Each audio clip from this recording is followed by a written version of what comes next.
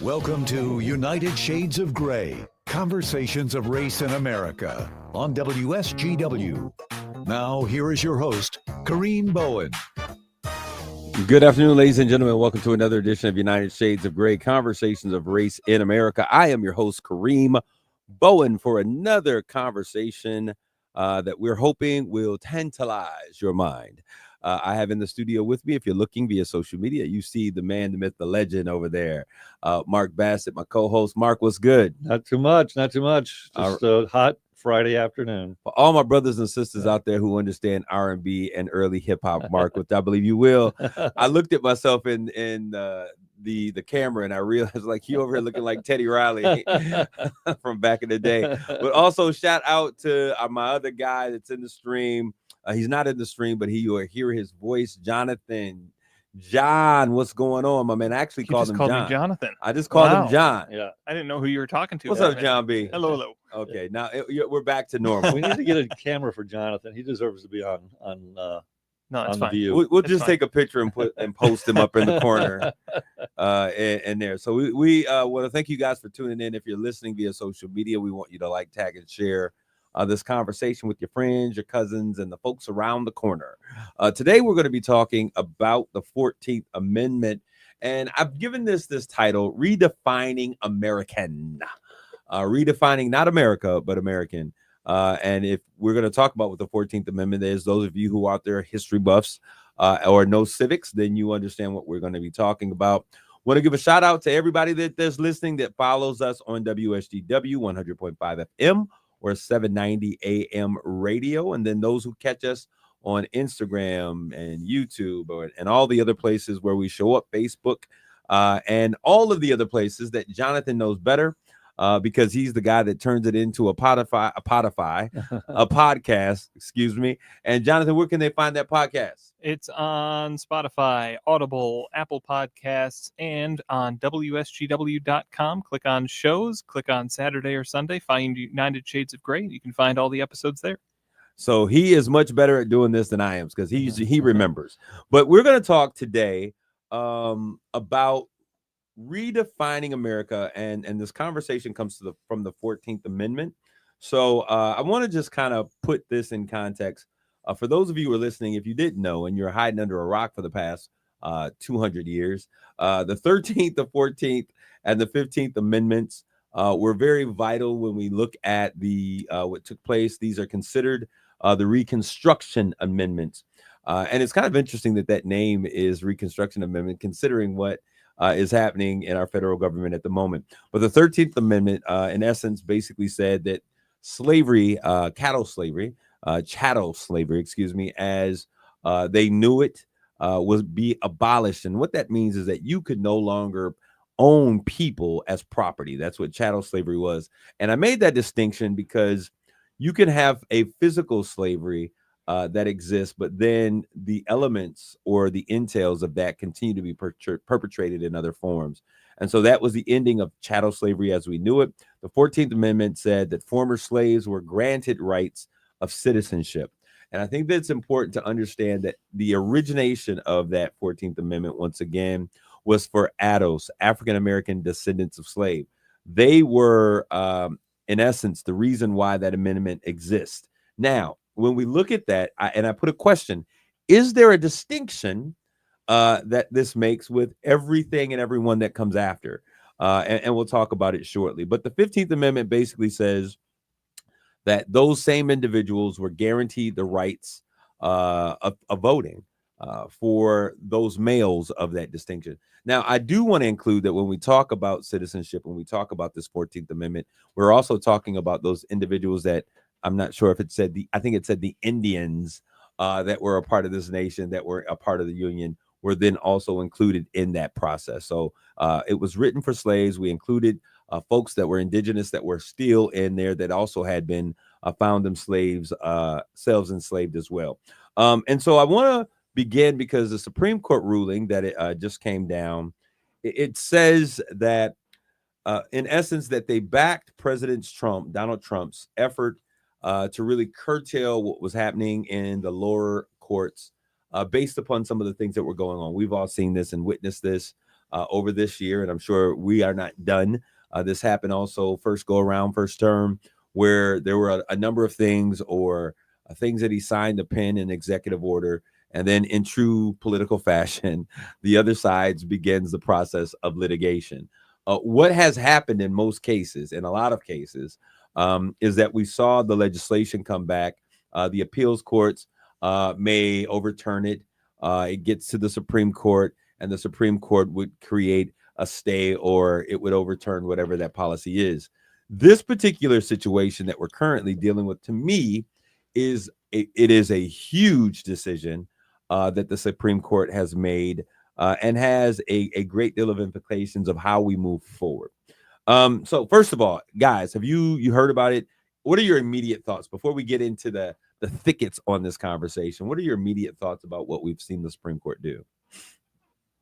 Well, I mean, ultimately, it concerns me because, again, I think this administration in particular is testing the bounds of what it can and can't do. This was from the very beginning, right? Your issue that you had, right. Your concern. Yeah, and so this is just, and the few clips I've seen other places where people have said that this is what they will continue to do until things get to the Supreme Court. And then if the Supreme Court rules against them, it'll be interesting to see what will happen. Their concern is ultimately that the Supreme Court's only power is federal marshals, which actually report to the office of the president. Yeah. Because you get into a true constitutional crisis where the Supreme Court has decided something, and then the executive branch stops the enforcement because they control the federal marshals. But anyway, back to this particular situation. It just concerns me because it gives this administration the power to continue on a policy that, I personally have issues with to some degree, as we talked about last week, but continues to push the bounds of the Constitution, really. Jonathan, what are your thoughts initially? It's not over. Yeah. That's the thing. This isn't. sure. This You isn't feel the that final... too? You feel Yeah. that? Okay. Well, this Supreme Court decision, it wasn't a final decision. wasn't. No. It was So- just an opinion. Yeah. And it was an opinion, and it overturned a lower court decision. So it wasn't the Supreme Court giving the green light. It was the Supreme Court overturning a decision by a lower court. Now with that, and So another court could basically go against this administration again. And the Supreme Court explicitly said if the appeal is lost, Yeah. then their stay no longer holds. Right. So what do you think? Do you think that, and you said it perfectly. I think my thought was this is not over, but I think this decision puts us in a very slippery slope in terms of how we might move forward. Do you guys feel that way or not? Just the fact that there doesn't seem to be a definitive. Right. I mean, so to me, it's just business. What is going on will continue. Yeah. Until some sort of appeals court makes a decision one way or another. And so we'll see. But that means just what's going on is going to continue. All right. So President Trump, and I hate calling him Trump. I'm going to call him President Trump because he is in the office, and I believe that we should have respect for the office, no matter who's there. But anyways, President Trump is respect for the office, right? President Trump has held this press conference, and he said that this is a big win. I think I would agree for it not to be stricken down completely. Mm-hmm. I think that this is, in fact, a big win. And I just want to set the stage because everyone out there does not necessarily get into a history book or necessarily understand how our government and our Constitution, all those things are aligned and work for we, the people. But prior to this, the Supreme Court's conservative majority on Monday delivered a significant win for Trump's administration's immigration policy. Now, what we've been seeing in short is really what I would define the need is if you're here illegal, we put you on a plane or whatever, and we're shipping you out. And the issue came, what about due process? Because if they're here, then there is an element or need for due process. How do we feel and where is our stance for due process on illegal immigrants? I guess that would be a good question. I'll tell you, many black men are like in lockstep with Donald Trump in terms of how he feels about that. I talked about that last time. And I had some conversation. It was interesting because it came up again. And I was talking to a relative and they were like, if they're here illegally, when does it end? Yeah. I mean, I think, again, I don't know the laws that's specifically written. And the reality is any law is open to interpretation is the reality. so you can interpret it any way you want. I understand the position that if you're here illegally, we can actually remove you without due process. That logically makes sense. I don't know what the laws specifically say or don't say, and what that means. Right. None of us are lawyers. I mean, we start to get into the kind of the realm that we were at last week, which is if someone's been here for 5 years, 10 years, 15 years, 20 years, and has lived a productive life, no serious crimes. Is that really what we want to do? Is that really what we should do? And I think you start getting into arguments of ethics, morals, and frankly, economics. Yeah. So, and I think that's an important distinction. And I want to inflect here again, because there is a very strong conversation. I was listening to someone, I can't remember what I was watching, but they were making the claim that when the Constitution was written, I think I may have highlighted this on last week, that when it was talking about we the people, and in that it did not, as it continued, it did not say American citizens or American born citizens, but it was talking about those who live in the land of America. And so it tried to say, hey, due process is a benefit that all people who are in this nation, under this country, or in the parameters of this country should have. What are your thoughts, Mark? Again, I mean, I understand the argument and where it comes from. Right. On the other hand, we do have laws. Absolutely. And so again, I'm kind of back to my original position, which is from a common sense perspective, you would think that if someone's here illegally, that we could choose to remove them if we so wish, without due process in a certain sense.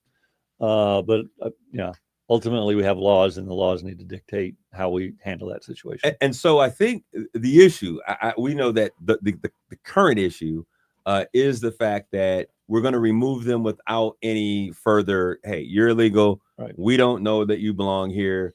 We're going to remove you. If you can't prove it, we're moving you. Jonathan, what do you think? Is there a danger in that philosophy and how we operate as a nation? How so? That if there's an issue, we find you're an illegal, we move you out, or should there be some way to have a process by which the things that Mark is talking about, okay, you've been here for 10 years, you've been paying taxes, maybe we put you on a path to citizenship. Should there be a nuanced approach, or how do you feel about that? Do you believe that we should, that it's okay? I'm just trying to get an understanding of where people are. That is a tough question, because on the one hand, we are a nation of laws. Absolutely. And the law is not super ambiguous when it comes to you broke the law. There are procedures for what happens when you break the law. I do think that there need to be expanded, when people say expanded paths to citizenship, often that gets put in a certain light and with a certain spin. And I think that the whole context for talking about expanded roads to citizenship needs to be looked at. But when it comes to, you've been here for 10 years, there should be a way for you to obtain citizenship. Now, if you reject that, get out. Like if there's a way that you could have become a citizen in that time, and you have not done that, you have not tried to, you've stayed intentionally not a citizen, you're going to get what you get. But I think in that same token, because I was like, okay, I understand what you're saying, but in that same token, if you know that you're not a legal citizen and you begin to engage, there is a fear that exists in those communities. And I've been down to border states like Arizona. I spent a great deal of time in Arizona, and there are whole communities that are built with people who are illegally in the country, but they work, they own stores and have different businesses that they are providing for our nation. And so there is a fear that exists in those communities that if we begin to engage the system and in other communities as well, like don't go over there to the white man talking to your business and the white man, because then he go get in your business and then you'll be deported. But go ahead. Well, it's like these people that are trying to follow the process. They go to immigration court, and if they don't get a ruling, I mean, you literally have ICE agents waiting at the doors. We've seen that. Yeah, multiple times. So the fear is that's kind the of fear. That's the fear, and it's clearly legitimate at absolutely. this point, so And I think in years, so I think that we have to take that conversation with that understanding that I think in past years, it was probably more perceived to be the case. And I'm sure there were some examples that it actually happened. But now that is a very real fear that we see continually taking place. But I want to look at how this opinion that the Supreme Court has made, how it will impact the things that we're looking at. Because Trump's stand is basically that the courts have been overstepping their boundaries. I'm the executive of this nation.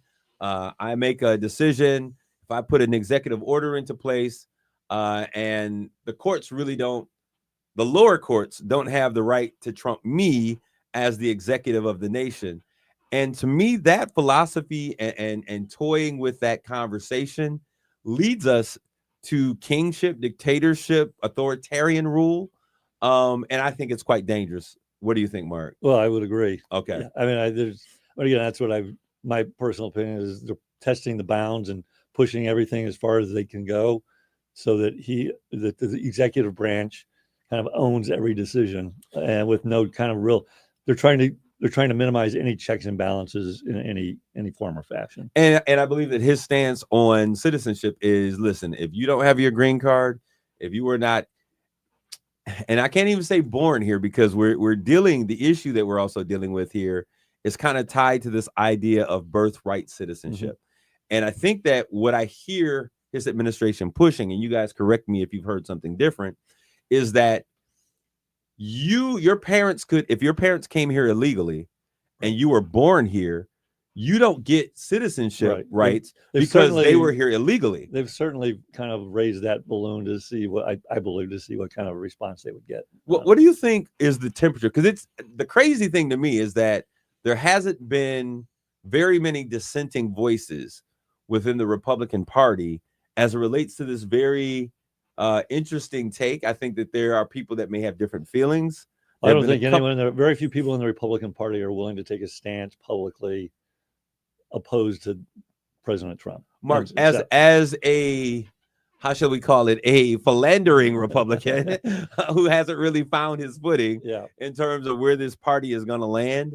What is your take on what you believe that most Republicans are feeling regarding? Because I know that for the longest time, the border, citizenship has always been one of their strong pursuits or their agendas, platforms. Yeah. What do you think most Americans, most Republican Americans are feeling about this? The border issue right now? Yeah. I mean, I think not necessarily the border issue, but the argument that if your parents came here illegally and you were born here, because I wouldn't have a real. Yeah, I mean, I think most Republicans would stand against that personally. Now, whether they would, some of these politicians would publicly, I don't know. When forced to vote, it would be interesting to see what they would do. I mean, Jonathan, you're much more conservative than I am at this point. I used to be much more like Jonathan at Jonathan. Really? Age. I've moved much more to the center. Jonathan, would you agree with that you're more conservative than he is? Yes. Oh, okay. Yeah. I think I'm more conservative than most of the Republican Party. Yeah, and I used to be. What does that mean, Jonathan? What does that mean that you're more conservative than most of the Republican Party? I think the Republican Party has moved pretty far to the center in adopting a lot of social, economic, and other policies. Okay. And I disagree with them on a lot of them. Okay. You're talking about the traditional Republican Party. Yep. Not the current Republican Party. Okay. Probably. Yeah. So the current Republican Party, I just want to make sure to qualify. So what I got out of curiosity, so what do you think people born from parents here illegally should have citizenship or not?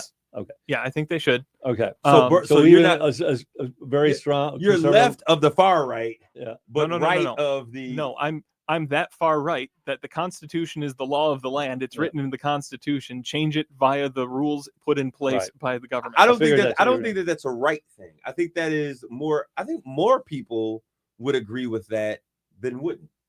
I think more Americans would agree with that thought process. If there is something that needs to be changed in the Constitution, then engage it in the manner. Verbally, but not in practice. Okay. So when you said that, I was kind of like, I was kind of confused. When it comes down to it, There are people who would love to see the Second Amendment circumvented. There are people who would love to see the First Amendment circumvented. You can go down the list. Almost every amendment, you can find people who are like, yeah, but could we get around it by doing this, Right. this, and this? But I think that's what we're seeing right now. I think that Yeah. we see that there's an So appetite. this is what my concern of a slippery This slope. is a slippery slope. Right. I think that what we see happening, I think that many people may have felt that way before, and they would just kind of say, hey, this was it. But they knew that there was no appetite for this. Right. But I think that we have an administration that is really pushing the bounds of, is there really a way for us to do this? And the scary thing about this is that we understand the three different divided branches of government and how they're to work together and where the power of certain things actually takes place. And for us to see a Congress who are full of sycophants who simply just run around, and you've said this a million times, Mark, and they're allowing him to play this game of how far can we go, this game of chicken with our political system, is quite alarming to me. I don't know. Do you feel that way, Jonathan, or where are you on that? I don't like that you said that the three branches of government are supposed to work together. They're supposed to work in opposition to one another. But that is how they work together. I know collusion is a bad thing. No. Understand what I'm saying? Oh, I see what you mean. Yes, I understand. Yeah. That is. But that's the problem that we're seeing here. Is we're seeing the politicization of the judicial branch. We're seeing the legislative branch scared of the executive branch. You can't. Things are actually happening. The government isn't actually supposed to do anything. And so the cynicism begins. Well, this is how. This is how you lose the balance of power and the way they're supposed to function. Kind of a symbiosis is probably the wrong word, but this is the concern that if the executive branch has full authority, you've got a problem. All right, we're going to take a quick commercial break. We'll be right back with more United Shades of Gray.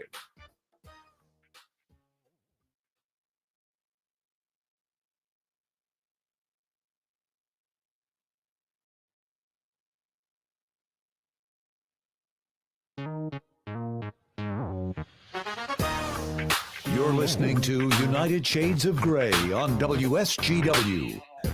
This is Kareem. We're back with more United Shades of Gray. Conversations of Race in America. Today's conversation, we're delving in to the 14th Amendment, and really, are we redefining American, what it means to be American? I see a response from one of our social media folks out there who feels that most illegals don't like minorities, and so they agree. They think that they come across to have babies so that they can stay here. Now, one thing that we saw before is that we've seen children be able to stay in this nation and they still take parents back.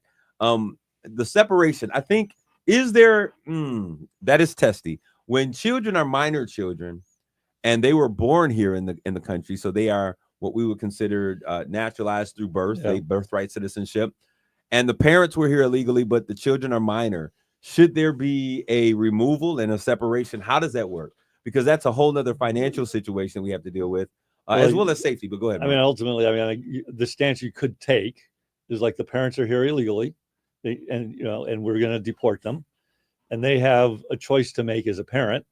They can either take their child who is a U.S. citizen with them, or leave them with a relative, or leave them as a ward of the state.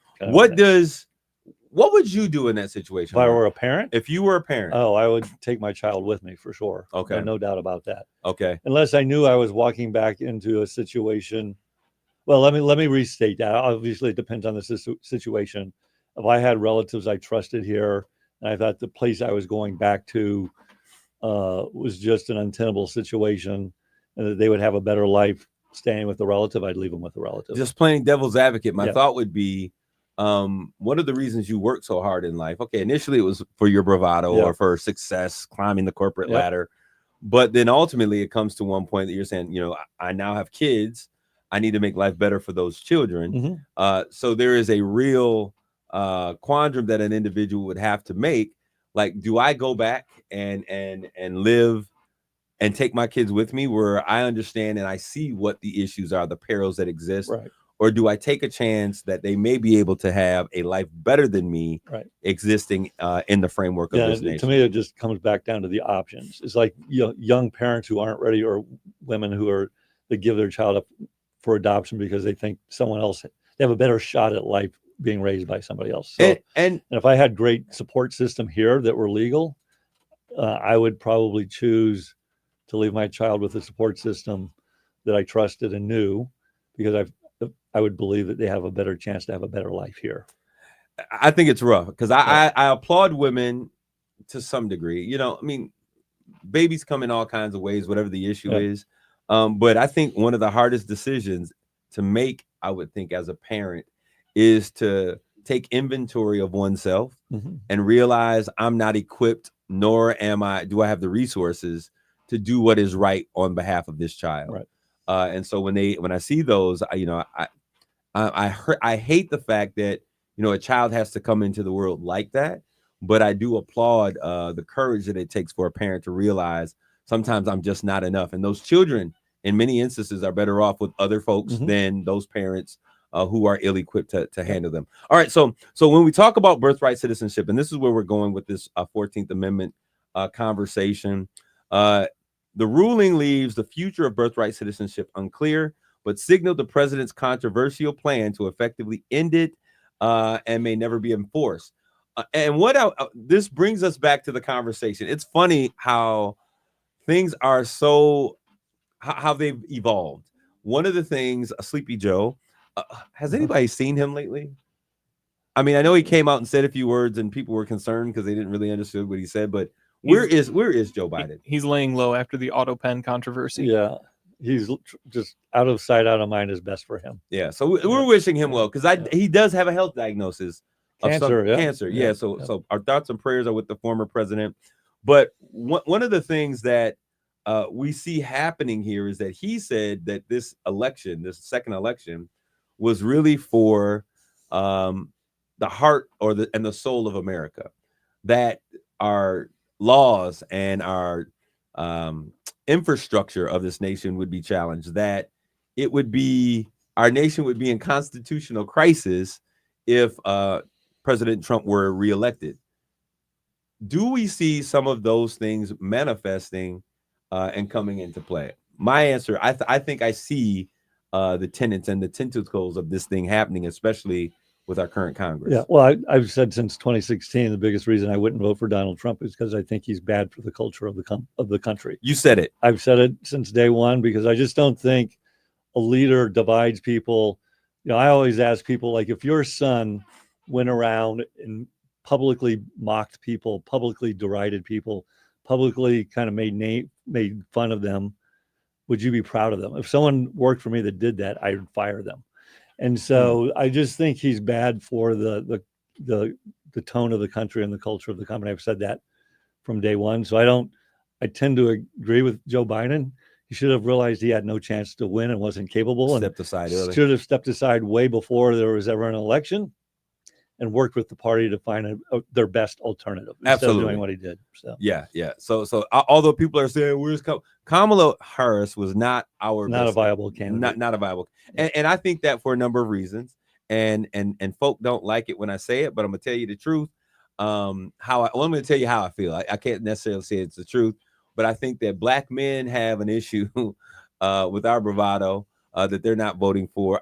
Men in general don't think that a woman is ready to run this nation. I sincerely believe it. Even men who are saying I'm standing with her, I think many of them have that unconscious bias against a woman in leadership to that degree. Okay, we got you leading companies, and now you're a principal at a school, over our kids, but we're not ready for you to lead the nation. Right. So I think that's a real issue. I know that in the African-American community, it is. Another issue with Kamala, as it relates, since we're talking about viable candidates, is the fact that Black men had an issue with her being married to a white man. And that's an interesting hypocrisy. I call it what it may. Yeah. This is conversations of race in America. I think it's a very real thing. And so, how do Black women feel about that? That's a whole different show, I think. Absolutely. But I think I'm putting it out there. I think that is a very real thing. And so for that reason, they weren't voting for her. Okay. She's a woman. They weren't voting for her. And the issue that we often see in our community, she wasn't Black enough. Yeah. And I think that was one of the jabs Donald Trump, President Trump, threw out there. Yeah. Like, is she really Black? I didn't know she was Black until she was running for office. He doesn't get the right to say or determine Blackness. No one really does, but that is one of the issues. Even though she went to an HBCU, a historically black college, and universities where the U comes from, that was one of the issues. But when we look at this, I want to kind of go a little bit further. I'd actually like to get Jonathan's perspective on the question around, the tone of the country, the culture of the country, and whether we are beginning to push up on, what does the Constitution really mean?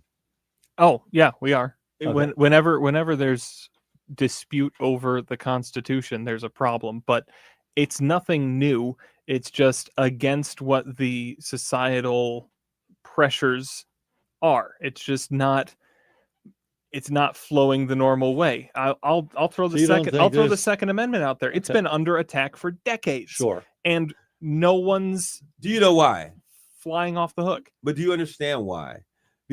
There was great concern. There is great concern, and in legal scholars, and I've had a number of attorneys. One of my attorney friends actually sent this to me, looking at, did the Second Amendment really intend what we are now making? It's kind of like the 14th Amendment. Yeah. It meant this, but now it means this. There's been an expansion of those constitutional but that's powers. The detail of that. So Jonathan's point, that's the detail of that. But absolutely. And so, so Jonathan's point is that's a lot of amendments are under attack. I think the question becomes, is this administration pushing the bounds of what it can do more than any other administration? What are your thoughts? Well, my thought is clearly I know everyone knows my opinion of President Trump, but for sure, yes. When he has as many executive orders in the first 3 months as most presidents have in 4 years, and they're constantly pushing the bounds of what's legal, I think it's different than what has gone on with the Second Amendment. It's not only different. And it's funny because one of our listeners in the social media stream, they believe that it's sad that nobody was ready for Kamala because many people are ready for a change. Not that many people, and not for that change. I think a lot of people would have been better than Donald Trump for president. Unfortunately, she was not a likable candidate. We saw that when she ran as a candidate initially herself. It's hard to run a campaign when all of a sudden you're a new candidate. Yes, 2 weeks before the election. Whatever it was. Yeah. So I think that's interesting. But what I wanted to address and what we're looking at here is Ketanji Brown Jackson said that this current situation that they just released an opinion on is an existential threat to the rule of law. She really believes that what we're doing, she's saying what you're saying, Mark, that this really begins to toy with, do we have a nation that believes in its laws, or do we have the ability to change where we are? Right. And what we were talking about with what you're leaning into was that we've seen presidents that would tinker around with how far we can go. He's not the first, but we've never seen a Congress lay down the way that we have. And that has been, I think, one of the scariest parts. I am more concerned about what Congress is not doing. Yeah. To me, Donald Trump is who he is. Absolutely. Everyone knows going in what he is, what he believes. Absolutely. The fact that his vice president and literally dozens of his former staff refused to endorse him for multitudes of reasons tells you who he is and what he's about and their concern. But they get slapped in position. To me, the biggest disappointment is how the Republican congressmen and senators have basically cowered in his presence. And I would argue it's because they're afraid of losing their seat. They're professional politicians.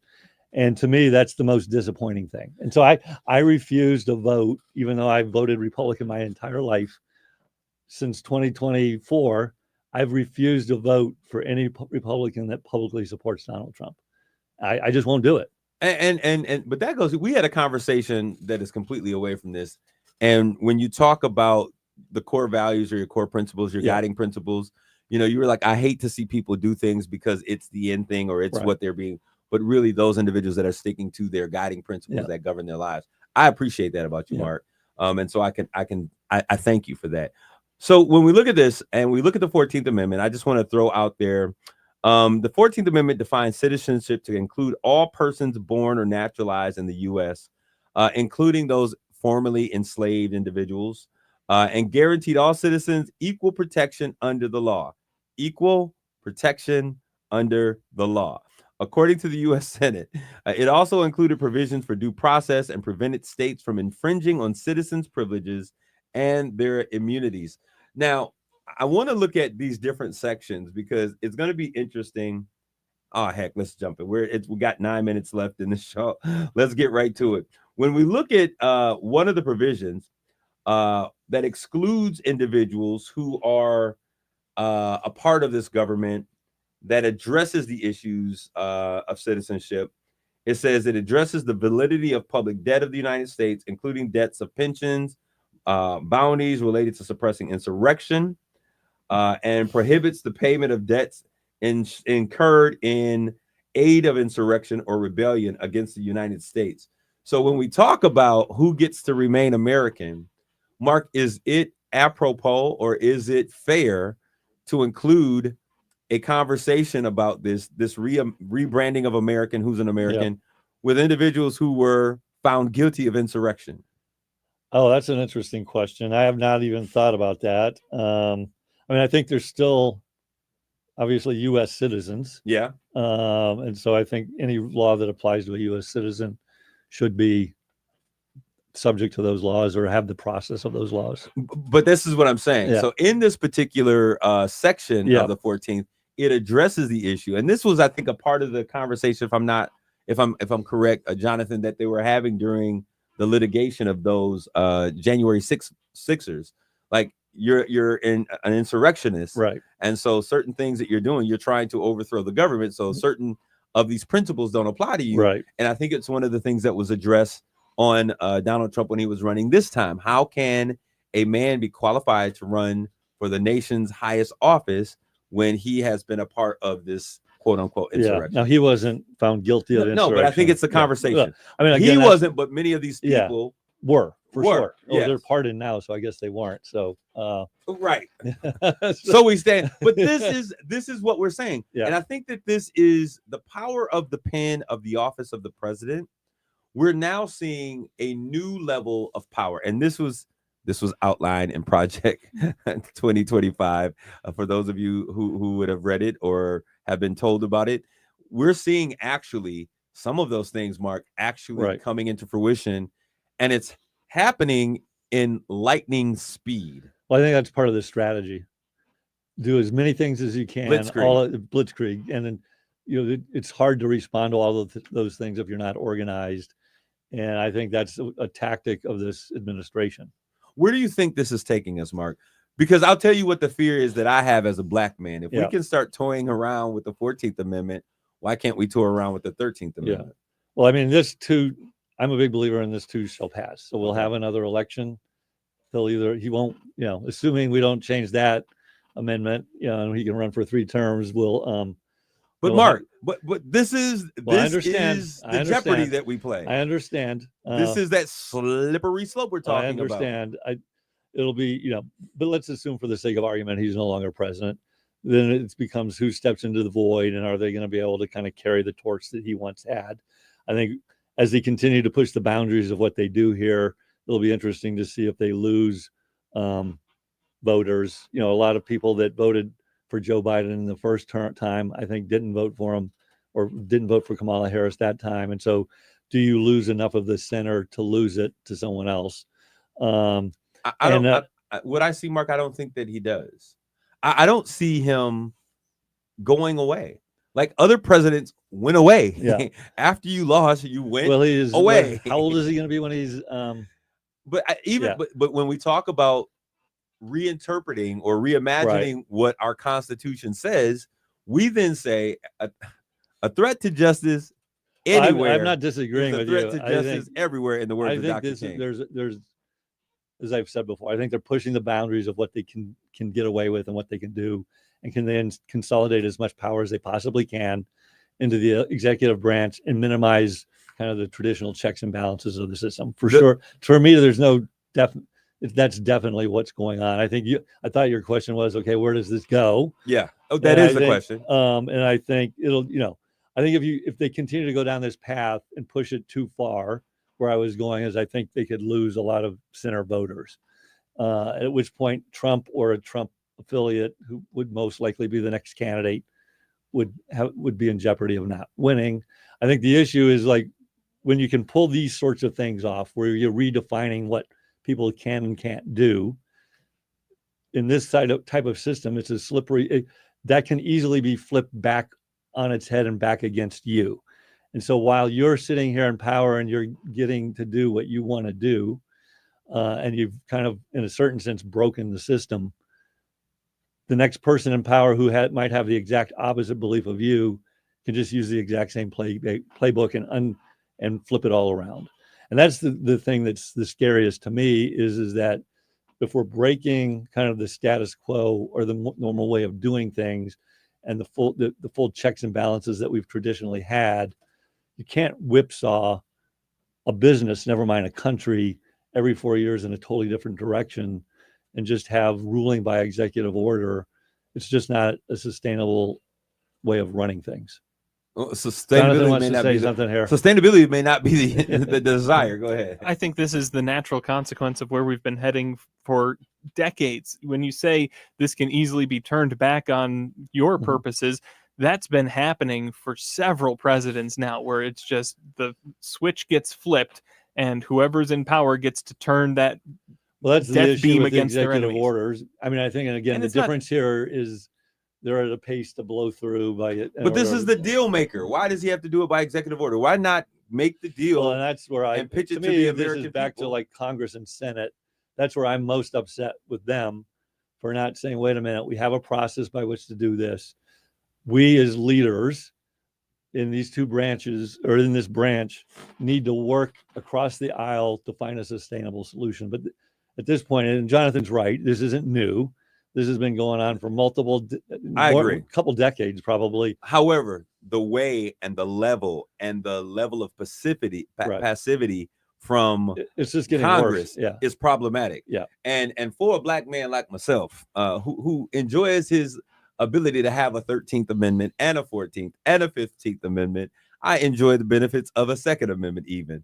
So it is concerning to me, because this is the thing. The reason we shared this what the 14th Amendment, what it embraces, is because there has been an expansion. It's no longer just the descendants of slaves or former slaves and their descendants. It went on to include immigrants from other countries, Hispanic Americans. They've received that benefit.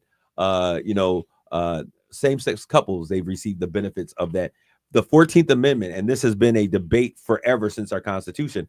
And the thing that's scary is that it's always been, when we look at the Dred Scott case, it has always been the Supreme Court in one of their rulings or their opinions that has tossed what is American and who we are as a nation back 2 decades. Yeah. And we're seeing that take place now, in my opinion.